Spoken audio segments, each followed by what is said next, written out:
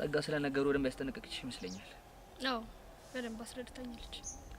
ስለዚህ ሌላ የተለየ ነገር ምንም አልፈልግም። እሺ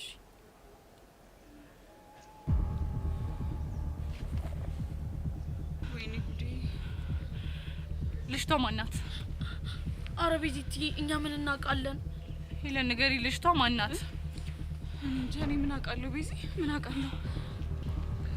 ቤዚ ማለት ሄለን ምንድነው ችግርሽ? ለምንድን ነው የማትናገሪው? ማለት ይኸውልሽ ቤዚ እንትና ልጅቷ ማለት ነው ቤሪ ትባላለች። የያሬድ የድሮ ፍቅረኛ ነች። ግን እኮ ተጣልተዋል። ከተጣሉ ታዲያ እዚህ ምን ታደርጋለች?